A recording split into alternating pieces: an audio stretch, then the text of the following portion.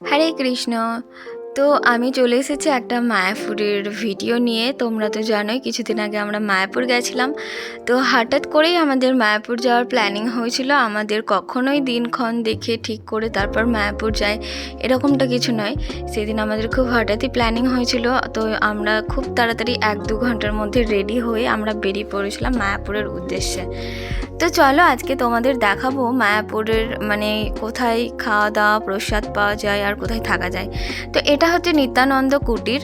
তো এই নিত্যানন্দ কুটির আর একটা রয়েছে গৌরাঙ্গ কুটির। যারা তোমরা মনে করছো যে মায়াপুর আসলে অনেক খরচা হয়, অনেক কিছু হয়, কিন্তু সেসব কিছুই নয়। তোমরা অনায়াসে আসতে পারো, খুব কমের মধ্যেও থাকতে পারো। তো যেমন আমি বলি, এটা হচ্ছে নিত্যানন্দ কুটির।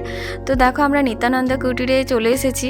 তো আমরা সবসময় গৌরাঙ্গ কুটিরে থাকি, কারণ কি গৌরাঙ্গ কুটির থেকে মন্দিরটা খুব কাছে হয় আর নিত্যানন্দ থেকে একটুখানি দূরে হয়। তো কী আর করা যায় বলো, এবার আমরা নিত্যানন্দ কুটিরেই ছিলাম।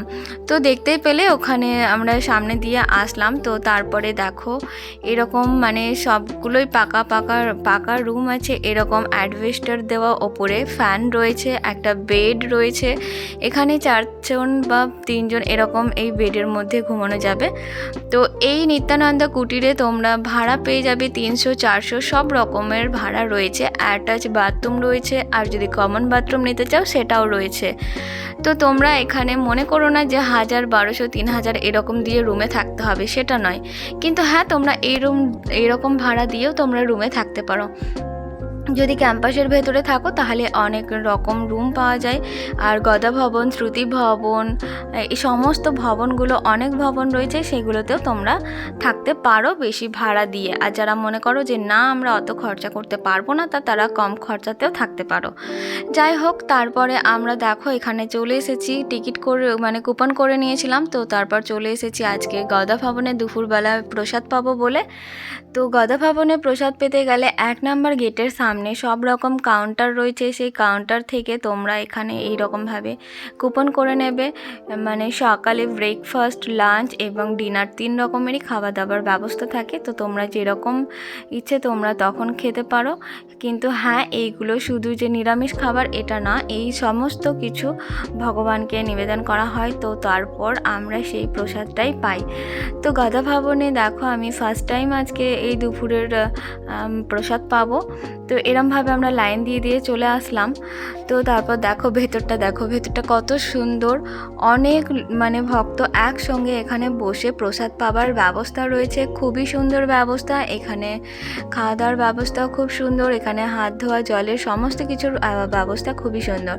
তারপরে এখানে আর একটা সুবিধা কি বলো তো, এখানে সব কিছু নিজেকে নিয়ে খেতে হয়, মানে বুফে সিস্টেম আর কি খাবারটা। তো দেখো এখানে প্রভু দিচ্ছিলেন থালা, আর তার ওপরে পাতা দিয়ে দিচ্ছিলেন।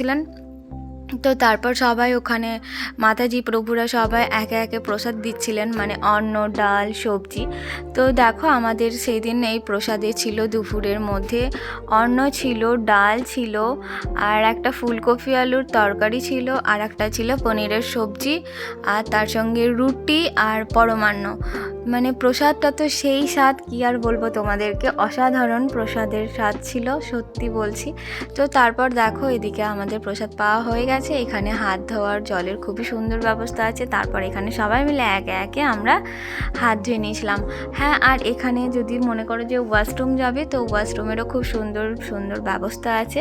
তাহলে আর দেরি না করে সবাই চলে আসো মায়াপুর, আর চিন্তা ভাবনা না করে। হরে কৃষ্ণ, হরি বল।